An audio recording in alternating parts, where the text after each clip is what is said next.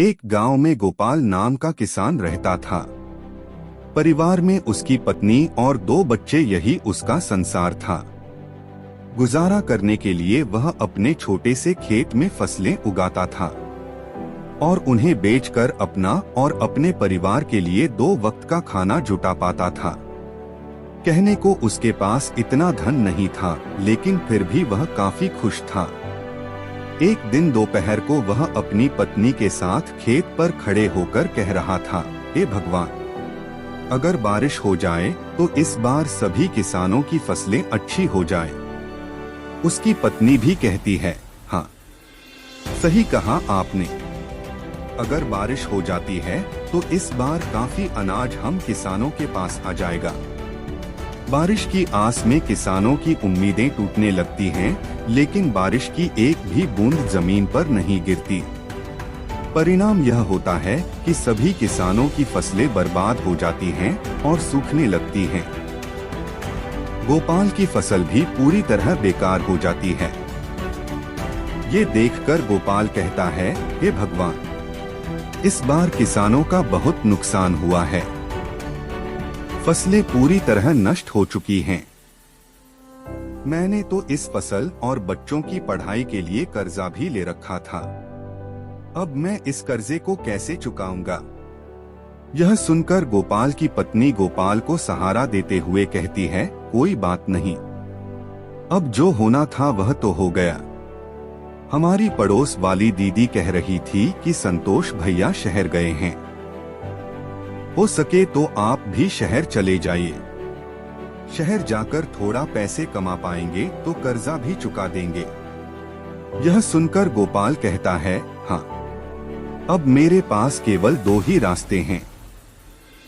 या तो मैं शहर जाकर थोड़े बहुत पैसे कमा लूं या फिर खेत बेच दूं। लेकिन मैं खेत बेचना नहीं चाहता, क्योंकि हमारे पालन पोषण का यही एकमात्र सहारा है। बाद में गोपाल और उसकी पत्नी दोनों मिलकर गोपाल के शहर जाने को ही उचित समझते हैं। अगली सुबह गोपाल शहर जाने की तैयारी करता है। वह अपनी पत्नी से कहता है, सुनो, मैं खाली हाथ शहर जा रहा हूँ। कोशिश पूरी करूँगा कि कहीं अच्छा सा काम ढूंढ लूँ और थोड़ा बहुत पैसा कमा लूँ। जैसे ही कुछ पैसे हो जाएंगे मैं तुम्हें खर्चे के लिए भिजवा दूंगा। आप मेरी और बच्चों की चिंता मत कीजिए, हमारा खर्चा ही कितना है। और फिर बाद में कुछ दिनों के लिए मैं मायके भी रह आऊंगी। आप अपना ध्यान रखिए और शहर जाकर पैसे कमाइए। गोपाल के जाते वक्त गोपाल की पत्नी उसे कुछ पैसे देती है। यह देखकर गोपाल कहता है, यह पैसे कहाँ से आए? गोपाल की पत्नी कहती है, मैंने थोड़ा थोड़ा करके यह पैसे जमा किए थे अपने बुरे वक्त के लिए। अब शायद इनका सही वक्त आ चुका है। यह लीजिए, रखिए। गोपाल थैला उठाता है, इसी में उन पैसों को रख लेता है और शहर के लिए रवाना हो जाता है। शहर पहुंचकर वह काम ढूंढना शुरू करता है, लेकिन पूरा दोपहर काम की तलाश करते करते वह थक जाता है, लेकिन काम नहीं मिलता है। उसके बाद वह एक बगीचे में जाकर पेड़ की छाव में बैठ जाता है। वहीं पास में 2 जेब कतरे आपस में बात कर रहे होते हैं। सुनबे चंगुल, 3 दिनों से कोई भी मुर्गा हाथ नहीं लगा है। लगता है इसके पास काफी माल है। इस बार खाली हाथ लौटकर नहीं आना है। सही कहा मालिक, आपकी निगाहें तो बहुत तेज है। चल अब तारीफ करना बंद कर और काम पर लग जा। मैं इसे बातों में उलझा लूंगा और तू इसका थैला लेकर 1-9-11 हो जाना। मालिक, वह सब तो ठीक है, लेकिन 1-9-11 नहीं, 9-2-11 होना है। बकवास बंद कर और काम पर लग जा। उनमें से एक जेब कतरा गोपाल के पास जाकर उससे बात करने लगता है, अरे श्याम बाबू, कैसे हो? बड़े दिनों बाद दिखाई दिए हो। अरे भाई, आप कौन? मैं तो आपको जानता भी नहीं हूँ और मेरा नाम श्याम बाबू नहीं, मेरा नाम तो गोपाल है। अरे हाँ, तभी मैं कहूँ कि मैं तुम्हारा नाम भूल रहा हूँ। अच्छा और बताओ क्या हाल है? अरे क्या बताओ भैया, गांव से शहर आया हूँ काम की तलाश में, लेकिन काम मिल नहीं रहा। अगर आप मुझे जानते हो तो मेरे लिए कोई काम ही बता दो। इन दोनों की बातचीत हो ही रही थी, तभी चंगुल गोपाल का थैला लेकर 9-2-11 हो जाता है। पहला जेब कतरा कहता है, अरे भाई लगता है पहचानने में गलती हो गई, चलो मैं चलता हूँ। अजीब लोग हैं शहर के, पहले खुद ही जान पहचान का दिखावा करते हैं और बाद में खुद ही अनदेखा करने लगते हैं।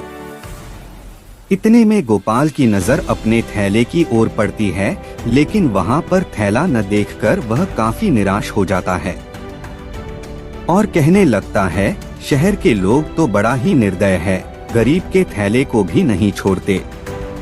वह भगवान से प्रार्थना करता है कि वही उसकी मदद करें। इतने में गोपाल के पीछे से एक दर्द भरी आवाज आती है, बचाओ बचाओ। गोपाल उस आवाज को सुनते हुए पीछे मुड़ता है और देखता है कि वहाँ एक घायल व्यक्ति जमीन पर नीचे पड़ा हुआ है। उसके आसपास से लोग गुजर रहे हैं, लेकिन कोई भी उसे सहारा नहीं दे रहा है। गोपाल तुरंत जाकर उस व्यक्ति को बैठाता है और उसकी घायल स्थिति को देखकर तुरंत हॉस्पिटल ले जाने का इंतजाम करता है। हॉस्पिटल ले जाकर वह डॉक्टर से बात करता है, डॉक्टर साहब, इन्हें देख लीजिए, यह बहुत घायल है और दर्द के मारे कराह रहे हैं। डॉक्टर उस व्यक्ति की हालत देखता है और कहता है, तुरंत इलाज शुरू करना होगा।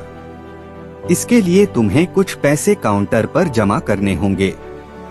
यह सुनकर गोपाल आश्चर्य में पड़ जाता है और डॉक्टर से कहता है, डॉक्टर साहब, आज सुबह ही मैं शहर आया हूँ काम की तलाश में, लेकिन काम तो मिला नहीं, ऊपर से मेरा थैला भी किसी ने चुरा लिया। मेरे पास अब कोई पैसा नहीं है।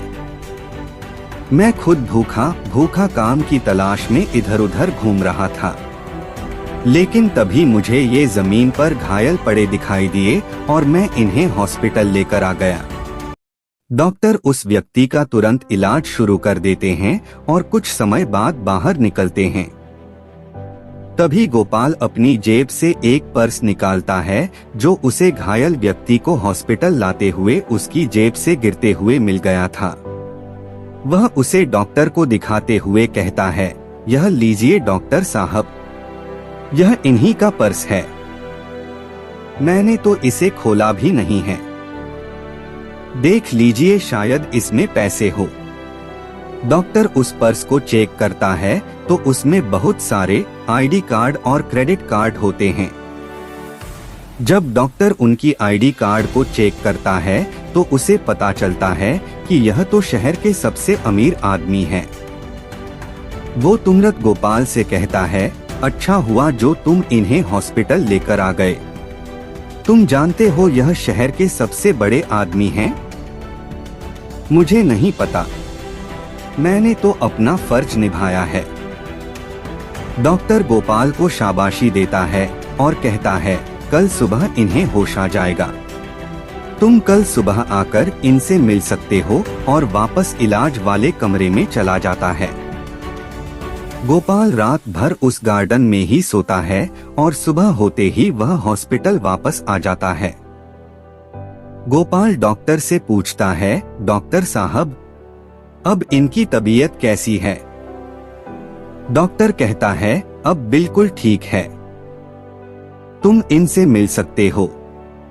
डॉक्टर उस व्यक्ति से गोपाल का परिचय कराते हुए कहता है, यह गोपाल जी हैं, इन्होंने ही आपकी जान बचाई है।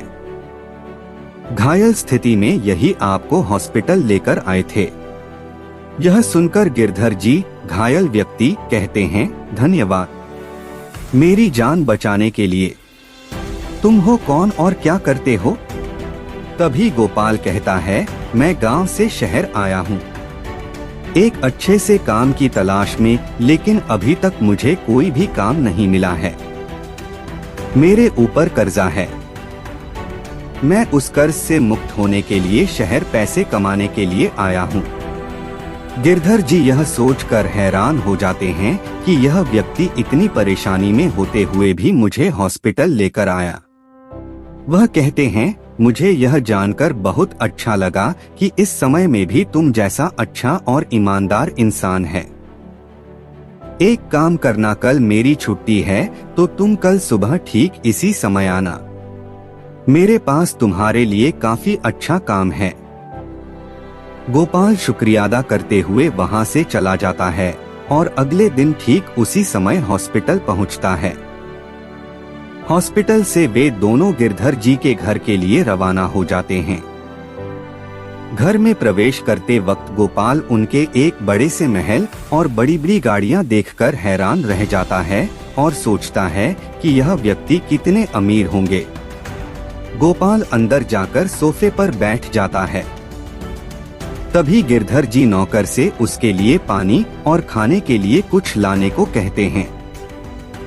गिरधर जी कहते हैं, गोपाल तब तक तुम कुछ खा पी लो, तब तक मैं 15 मिनट में आता हूँ। गोपाल खा पीकर थोड़ा आराम करता है। तभी गिरधर जी आते हैं और कहते हैं, गोपाल शहर के बाहर मेरी एक बड़ी फैक्ट्री है जिसमें खेती से जुड़े उत्पाद बनाए जाते हैं। खाने पीने का कोई झंझट नहीं है। वहां पर तुम्हें खाने पीने को सब मिलेगा, रहने को घर मिलेगा। अगर तुम सहमत हो तो तुम इस काम को कर सकते हो। गोपाल कहता है, यह तो मेरे लिए बहुत ही अच्छी बात है।